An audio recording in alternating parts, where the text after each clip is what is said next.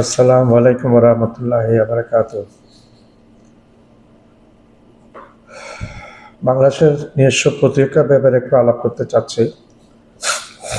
Bharat nuclear বোমা বানিয়েছে এবং তাদের কাছে যথেষ্ট পারমাণবিক বোমা মজুদ আছে। তাদের কাছে অনেক ব্যালিস্টিক মিসাইল মজুদ আছে। তাদের কাছে অনেক ট্যাঙ্ক মজুদ আছে। তাদের কাছে অনেক বেশি মিসাইল মজুদ আছে। অনেক বেশি অস্ত্র তাদের কাছে আছে। এটা নিয়ে বাংলাদেশ কখনো কোনো প্রতিবাদ জানে না, কোনো কিছু হয়নি। সেটা ভারতের নিজস্ব ব্যাপার। ভারত তোমরা পারমাণবিক বোমা রাখতে পারবে, আর বাংলাদেশ ব্যালিস্টিক মিসাইল কিনতে পারবে না, রাখতে পারবে না। এই উদ্যোক্তাটা তোমরা কোথায় পেলে? তোমরা কি ভুলে যাচ্ছ বর্তমান বাংলাদেশ একটা 2024 সালের 5ই আগস্ট একটা স্বাধীন হওয়ার নতুন একটা দেশ। জনতা, ছাত্র জনতার বিপ্লবের মাধ্যমে অনেক রক্তের বিনিময়ে একটা দেশ স্বাধীন হয়েছে। এই দেশটা ফ্যাসিস্ট শেখ হাসিনা থেকে মুক্তি পেয়েছে এই দেশটা। এবং তোমাদের ভারতের করদাহ্য ছিল 15টা বছর। এই করদাহ্য থেকে একটা স্বাধীন বাংলাদেশ হয়েছে, সেটা ভুলে যেও না। তোমরা নিউক্লিয়ার বোমা রাখবে, বাংলাদেশ তো মিসাইল রাখার অধিকার রাখে। প্রয়োজনে নিউক্লিয়ার বোমা কারো কাছ থেকে কিনেও রাখার অধিকার রাখে। তুমি কে ভারত এটা বলার? চিন্ময় কৃষ্ণ দাসের ব্যাপারে তোমার এত কান্নাকাটি, হ্যাঁ? সেই চিন্ময় কৃষ্ণ দাস হচ্ছে বাংলাদেশের নাগরিক, তুমি ভারতের নাগরিক না। তুমি সরাসরি বাংলাদেশের অভ্যন্তরীণ বিষয়ে হস্তক্ষেপ করছো।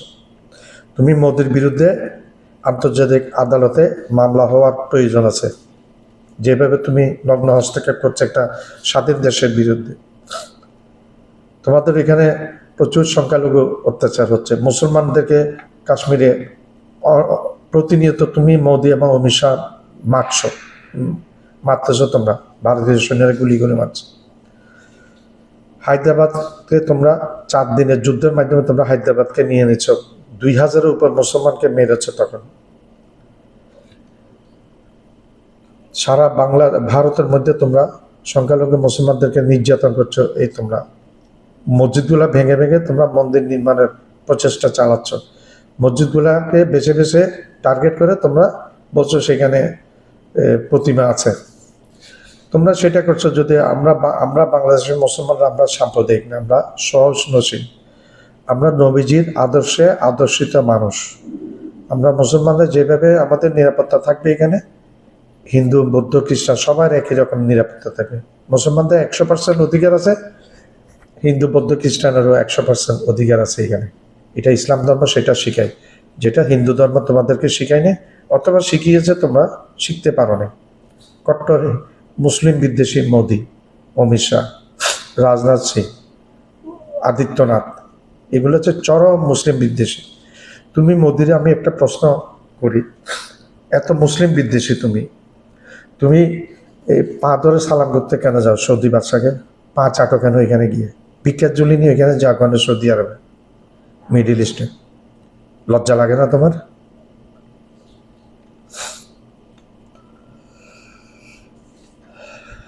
চিন্ময় কৃষ্ণ দাসের ব্যাপারে তোমরা পাগল হয়ে গেছো একেবারে, হ্যাঁ? সেই বাংলাদেশের আইনের মধ্যে, সেই আইনের আওতায় চলে এসছে। সে বাংলাদেশের সার্বভৌমত্ব লঙ্ঘন করেছে, সে অপরাধ করেছে। সে বাংলাদেশের সার্বভৌমত্ব প্রতীক এই পতাকা, সেই পতাকার উপর গেরুয়া রঙের পতাকা লাগিয়েছে সে, হিন্দুত্ববাদী সে। তোমাদের মদতপুষ্টে তুমি ভারত, এই মোদির মদতপুষ্টে এই চিন্ময় কৃষ্ণ দাস কোটি কোটি টাকা তার কাছে পাওয়া গেছে তার বাসায়। গত পরশুদিন বিমানবন্দরে ইসকনের এক লোকের কাছ থেকে প্রচুর টাকা, ইসকন করে না কি করে জানেন, সে টাকা পাচার করতে গিয়ে অনেক টাকা হাতে ধরা পড়েছে। সৌদি রিয়াল সহ অনেক টাকা হিসেবে ধরা পড়েছে। চিন্ময় কৃষ্ণ দাসের ব্যাপারে কান্নাকাটি করে তোমরা করে ফেলেছ। বিশ্বজিৎকে যখন কুপিয়ে যখন ছাত্রলীগের ছেলেরা, যখন সন্ত্রাসীরা, যখন ছাত্রলীগের সন্ত্রাসী যখন হত্যা করেছে, তুমি ভারত মোদি তুমি কোথায় ছিলে? চুপ করেছিলে কেন? হ্যাঁ, তোমাদের যত ধান্দাবাজ সব মুসলমান বিদ্বেষ ছড়িয়ে রাজনীতি করা, ভোট পাওয়া, মুসলমানদের বিরুদ্ধে যেয়ে ভোট পাওয়া। আমাদের যখন দরকার, আমরা বাংলাদেশ, এই শেখ হাসিনা এই তোমাদের তল্পিবাহক চাকরানি শেখ হাসিনা তোমাদেরকে অগ্রিম টাকা দিয়েছিল কোভিড ভ্যাকসিনের জন্য, কিন্তু তোমরা ভারত, আমরা যখন বাংলাদেশ বিপদে পড়েছি তখন কিন্তু তোমরা ভারত আমরা অগ্রিম পয়সা দেওয়ার পরও আমাদেরকে কোভিডের ভ্যাকসিন দাও নাই, করোনার ভ্যাকসিন আমাদেরকে দাও নাই। চীন তার পূর্বে বিনা পয়সায় বিনামূল্যে কোভিডের ভ্যাকসিন, করোনার ভ্যাকসিন দিবে বলেছিল, কিন্তু তোমাদের ফ্যাসিস্ট, তোমাদের তৈরি করা ফ্যাসিস্ট শেখ হাসিনার কারণে সেই কোভিডের ভ্যাকসিন শেখ হাসিনা নেয় নাই। হয়তো সেই নিতে পারে না, অথবা তোমাদের চাপে নেয় না, অথবা তার ইচ্ছা নাই নেওয়ার, সে নেয় নাই। এই হচ্ছে তোমাদের ভারতের বিচার।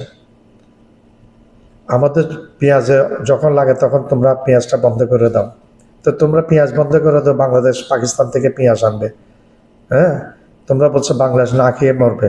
তো একটা মানুষ দেখাও তোমরা, বাংলাদেশে যে না খেয়ে মরছে এতদিন, আজকে 3 মাস হয়ে গেল ডক্টর ইউনূস সাহেবের সরকার এসে, দেখাও তোমরা। তোমাদের টিভি চ্যানেল ব্যান করেছে, তোমরা চিল্লাচিল্লি করছো। ব্যান আরও আগে করা উচিত ছিল। ডক্টর ইউনূস সাহেব সময় নিয়ে ব্যান করেছে, ধীরে সুস্থে ব্যান করেছে, আরও পূর্বে ব্যান করা উচিত ছিল। নফরত ফেলো, ঘৃণা ছড়াও তোমরা, মিথ্যা সংবাদ, 100% মিথ্যা সংবাদ তোমরা ছাড়াও। তোমরা বলো এখানে সংখ্যালঘু অত্যাচার হয়, অথচ সংখ্যালঘুর এখানে বৃদ্ধি দেয়। অ্যাডভোকেট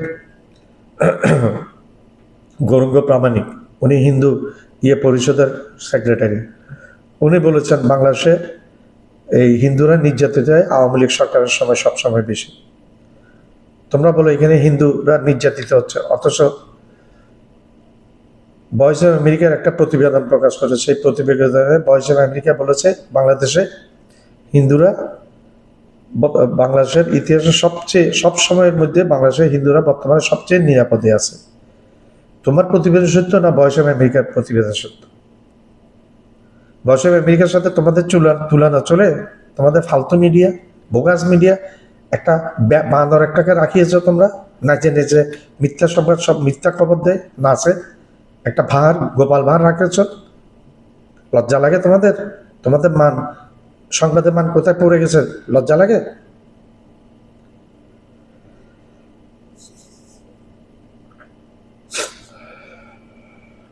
ভারত পারমাণবিক বোমা বানাতেও পারবে, রাখতে পারবে, সেটা তাদের অধিকার, কিন্তু বাংলাদেশ ব্যালিস্টিক মিসাইল কিনবে, সেটা বাংলাদেশের অধিকার না।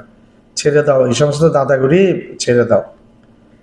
হ্যাঁ, কবির সুমন দোনো বাংলার একজন জনপ্রিয় গায়ক, তিনি বলেছেন ভারতের দাদাগিরির সময় ভারত নিজেকে দাদা মনে করে,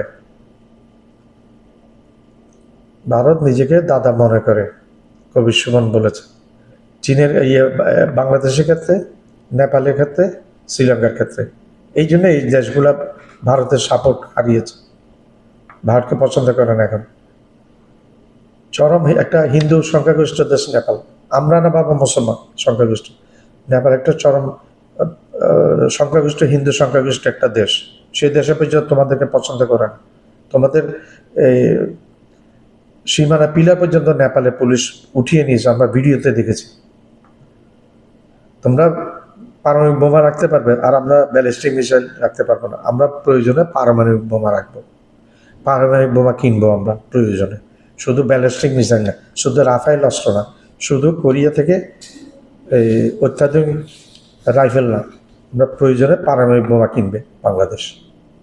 আমাদের বাঁচতে হবে। তো তোমরা উল্টা করে, তোমাদের এই পেট মোটা অমিত শাহ উল্টা করে আমাদেরকে লটকাবে বলেছ।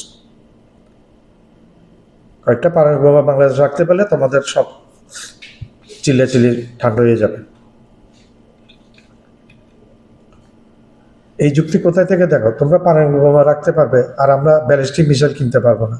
কে শিখিয়েছে তোমাদেরকে এই নিম্নমানের নিম্নমানের ভারত, নিম্নমানের মন মানসিকতা, নিম্নমানের প্রধানমন্ত্রী। একটা চাওয়ালাকে দুনিয়া মানুষ খুঁজে পায় না এত বড় একটা ভারতে একটা চাওয়ালাকে প্রধানমন্ত্রী বানায়। একটা ফালতু মুখের জবান খারাপ একজন লোককে, অমিত শাহর মতো একটা লোককে স্বরাষ্ট্রমন্ত্রী বানায়। সেই অমিত শাহর নাম এবং নরেন্দ্র মোদীর নাম পেয়েছে কানাডা। এই কানাডা দোনোজনের নাম পেয়েছে তাদের শিখের হত্যাকাণ্ডের ব্যাপারে, দোনোজনের নাম পেয়েছে, জড়িত হয়েছে, এই নামটা পেয়েছে। কি করবে তখন? আমেরিকাতে মোদির নামেই আছে, আমেরিকাতে এই আদানির বিরুদ্ধে মামলা হয়েছে আমেরিকাতে। তারপর তোমাদের নিরাপত্তা উপদেষ্টা, লজ্জা লাগে? তোমাদের নিরাপত্তা উপদেষ্টা দেখ, দোভাল না 3 বাল না 4 বাল 5 বাল, এই দোভালের নামে গ্রেপ্তারি পরোয়ানা আছে। তোমাদের দোভাল নিরাপত্তা উপদেষ্টা আমেরিকার মাটিতে পা দিতে পারে না, ইচ্ছের লজ্জার কিছু আছে? হ্যাঁ, কত নিম্নমানের লোক তোমরা রেখেছ, তোমরা ভারতবাসী রেখেছ। ভারতবাসীকে আমি আহ্বান জানাই, আপনারা আপনাদের নেতা পরিবর্তন করে ভালো ভালো নেতাদেরকে আপনাদের করে। বিজেপিকে একটা হিন্দুত্ববাদী চরম ফ্যাসিস্ট, এই বিজেপিকে আপনারা ক্ষমতা থেকে সরিয়ে দেন।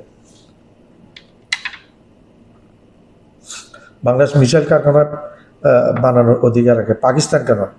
দরকার হলে যে কোনো দেশের সাথে মিলে মিসাইল কারখানা বানাবে, পাকিস্তানের সাথে বানাবে। ব্যালিস্টিক মিসাইল বাংলাদেশ কিনবে, ব্যালিস্টিক মিসাইলের কারখানা বাংলাদেশ বানাবে, পাকিস্তানের সাথে চীনের সাথে প্রয়োজন হলে বানাচ্ছে এবং আরও বানাবে। তোমাদের বর্ডারের কাছে বিমানবন্দর বানিয়েছে, তোমাদের ইন্ডিয়ার ভিতরে তো বানায়নি।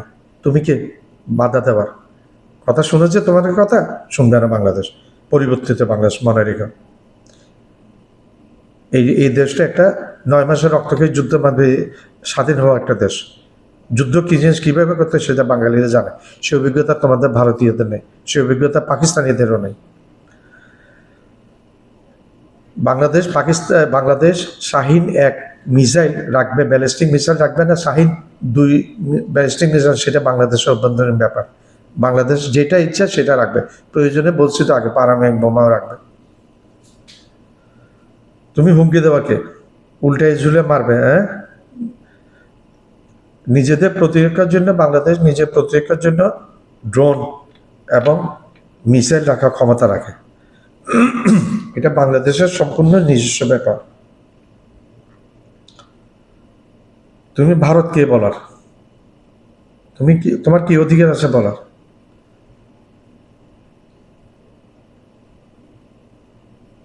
আছো তো 2টা বড় পারমাণবিক শক্তিধর দেশের মাঝে পড়ে আছো, মাইনকা চিবাই পড়ে আছো।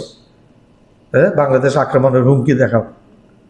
তোমার 7 সিস্টার বাংলাদেশ প্রথমে এদিক দিয়ে চিকেন নেক কেটে দিবে, চীন এবং বাংলাদেশ মিলে চিকেন নেক কেটে দিবে তোমার, তখন বুঝবে মজা। এই চিকেন নেক কেটে দিলে তোমার 7 সিস্টার কোনোদিন তোমাদের সাথে আগে ছিল না, এটা ইতিহাস বলে।